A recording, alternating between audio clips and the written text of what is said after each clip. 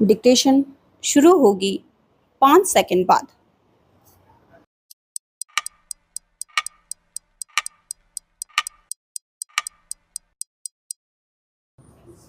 Start.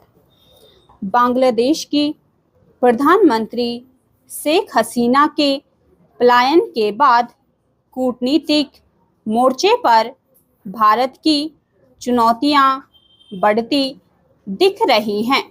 Modi सरकार ने शेख हसीना को शरण देकर अच्छा किया, लेकिन इसके नतीजे में बांग्लादेश में भारत विरोधी भावनाएं और बढ़ सकती हैं। वहां भारत विरोधी तत्वों पहले से ही सक्रिय थे। शेख हसीना उन पर लगाम लगा रही थी, लेकिन उनके भारत आने पर बांग्लादेश लौटने की संभावनाएं शून्य होने के साथ ही पश्चिम ने जिस प्रकार उनसे मुंह मोड़ा, उससे साफ है कि भारत को बांग्लादेश में अपने हित सुरक्षित करना और कठिन हो सकता है। ब्रिटेन शेख हसीना को शरण देने को तैयार नहीं और अमेरिका ने तो न केवल उनका वीजा रद्द कर दिया, बल्कि वहां की सेना को यह जानते हुए भी सलाम किया कि वह अंतरिम सरकार में कट्टरपंथी तत्वों की भागीदारी के लिए भी तैयार हैं। फिलहाल यह कहना कठिन है कि बांग्लादेश में सेना के वर्चस्व वाली अंतरिम सरकार का भारत के प्रति मित्रवत रवैया होगा।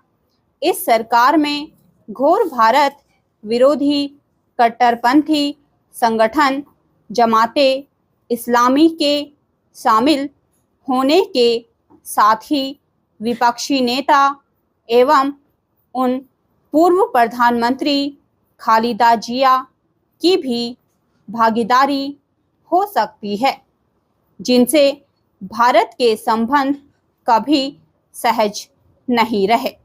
यदि इस अंतरिम सरकार में उन तत्वों की भागीदारी बढ़ी जो शेख हसीना को नई दिल्ली की कठपुतली बताते थे, तो भारत की चुनौतियां और बढ़ जाएंगी। बांग्लादेश में भारत के नजरिए से असहमत पश्चिमी देशों के साथ चीन का भी दखल बढ़ने का अंदेशा है।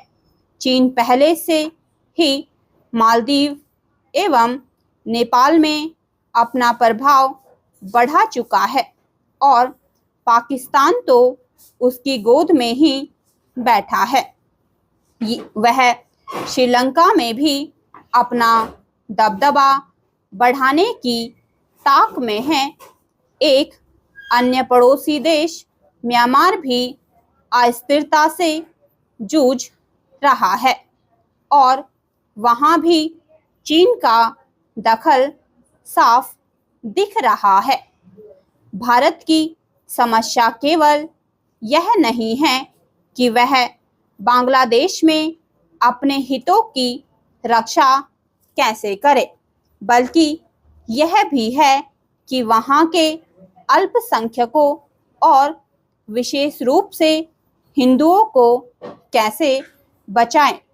आरक्षण विरोध के बहाने शेख हसीना को सत्ता से हटाने के आंदोलन के दौरान हिंदुओं पर छिटपुट हमले ही हो रहे थे, लेकिन तख्तापलट के बाद तो उनकी सामत ही आ गई है। बांग्लादेश का शायद ही कोई ऐसा इलाका हो जहां से हिंदुओं के घरों, दुकानों और मंदिरों को निशाना बनाए जाने की खबरें न आ रही हों। शेख हसीना के शासन में बांग्लादेश के जो हिंदू खुद को थोड़ा बहुत सुरक्षित महसूस करते थे, वे फिलहाल असहाय, निरुपाय दिख रहे हैं। चिंता की बात यह है कि सेना उनकी रक्षा को उतनी तत्पर नहीं दिख रही जितना उसे दिखना चाहिए। भारत को बांग्लादेश के हिंदुओं को बचाने के लिए कुछ करना होगा, अन्यथा उनका वैसा ही बुरा हाल होगा जैसे अफगानिस्तान में हुआ और पाकिस्तान में हो रहा